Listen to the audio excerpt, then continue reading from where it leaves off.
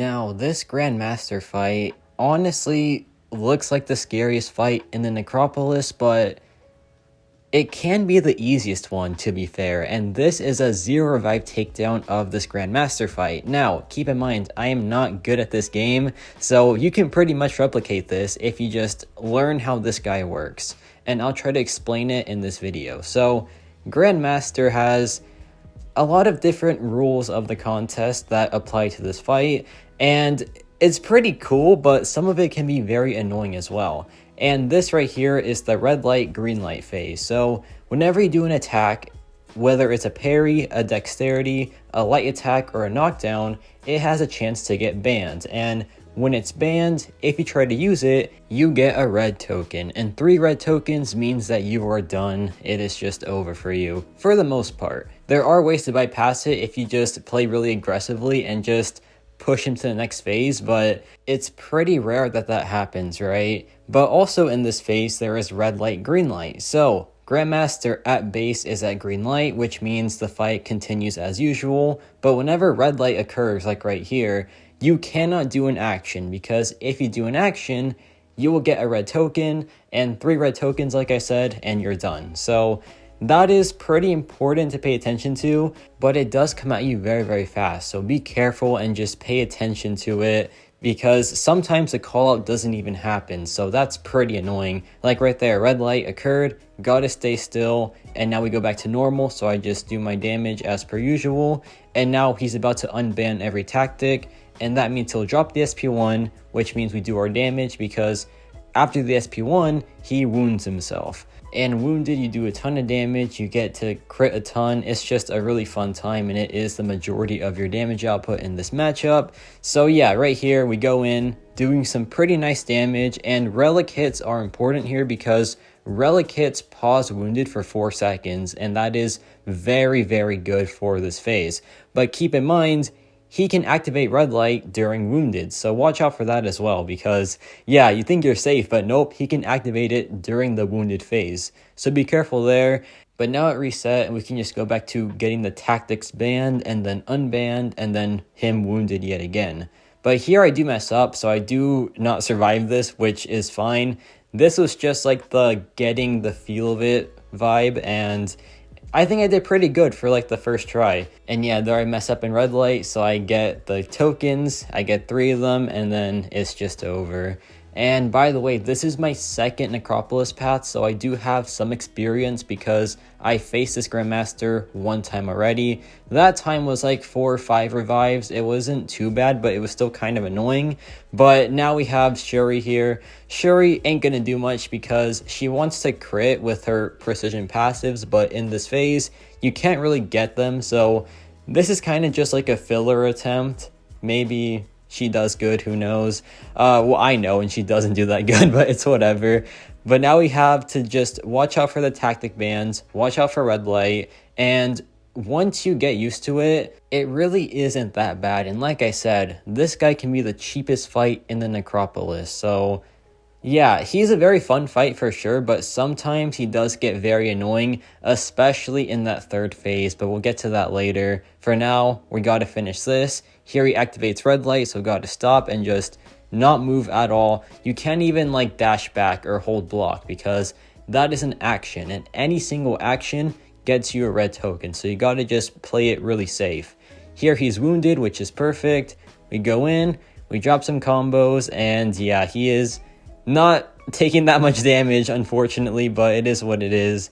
I drop a relic hit here, and it does some pretty okay damage, but yeah, Shuri isn't your girl for the first phase, that's for sure. But yeah, this is pretty much a wrap for Shuri. She did pretty good. She just got me used to the phases and like the mechanics. So yeah, she did her job, so we gotta just let her go now. I think I do anyway. I should. But nope, I don't actually. I just keep on going, which is fine, right? Because you want to use all your champions here, because all your champions can work pretty decently. But there I mess up, so I'm like, okay, let's just leave this and then use probably the best option for this fight, which is Aegon. Aegon is so insane for this, and For this fight especially, he just works perfectly. In the whole entire quest, he is just one of the best options, if not the best option. So yeah, Aegon, yet again is the king of Everest content. He just can't be stopped. And now we have Aegon here, and he's just gonna destroy this thing. And it's not even me playing good, it's just him being that good for this piece of content. So now we're in the next phase, and this phase is where things get pretty goofy. So there is now Grandmaster says. Like Simon says, if he says a prompt and it says Grandmaster says, you have to do it. If it doesn't say Grandmaster says, then you don't do it, or else you'll get a token, a red token, if you do actually do it. So green token if you do one that says Grandmaster says, red token if you do one that says nothing. So keep that in mind.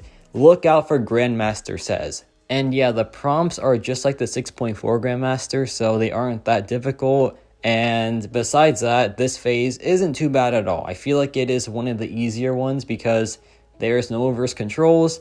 There is no, like, it's not too challenging because if it says Grandmaster says, you just do it. If it doesn't, then don't do it. Pretty straightforward there. But let's see if I can get one right here. And it says Grandmaster says, right? So you have to whiff an attack. So I have to do that because if I don't do it, I get a red token. And that means I am just done for. So there I whiff the attacks, which is fine. Perfectly done.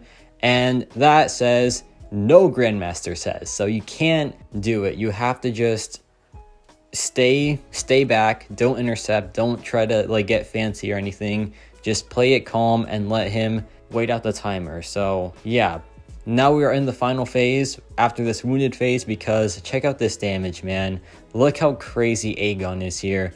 100,000 plus damage, and he is just melting this guy. So many hits, so many yellow numbers. It is just such a fun time with Aegon because he just shreds it, man. He is so fast here. But now we're in the final phase, and this final phase has reverse controls. And if you try to ignore it, then you take damage. So no reverse control immune here, but that's important for the final phase.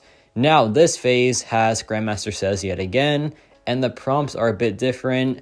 And there is another thing here where Grandmaster, if his back is against the wall, he just supercharges in power. So try to meet in the middle because that just lets you have a lot of space, and also makes him a bit less annoying to deal with the power gain. So yeah, it's a pretty annoying phase because that power gain, it really does stack up, and it can just make him throw the SP3 instantly, which is just a bad time, obviously. So yeah, it is a weird phase for sure, but once you get used to it, once you realize that you have to just play in the middle or like play on your wall, then it can be a lot worse, right? But the reverse controls is honestly pretty annoying, so there is that. But we get the challenges done. They aren't too difficult, but keep in mind, look out for Grandmaster says. If he doesn't say Grandmaster says, don't do the prompts, or else you'll get the red token and then you'll just be done for. But so far so good on my end. We are just kind of chilling at this point. We have 2 challenges done, now about to be 4 because we skipped one because it didn't say Grandmaster says, and now things are looking pretty good for us. Now we have to knock him down because he said Grandmaster says, so let's just do that real quick and let's go in, drop a combo, or do we? No, we don't. We just play it calm because we can afford to fail a challenge because we have only 1 red token. 3 red tokens is goodbye, but 2 is fine, so it is what it is. But he is now wounded. I go in, I do a ton of damage because Aegon is just known to do that, and things are looking very, very good for us. We go back in, we do 125,000 because that is the cap. So Aegon on every hit hits the cap. That is just wild stuff, right? But here I dropped the SP3, and he is about to be in the final phase. Now, the final phase is crazy. It is so crazy, and let me show you what it looks like for Aegon here. So we're going to go in, we're going to get the combo going, we drop the relic, and now it's time for the final phase. Look at this stuff. So he's going to regen all of his health. Don't freak out. It's supposed to happen because check that out. He's down to nothing yet again. But he has immortality, indestructible, protection, and a whole bunch of other stuff.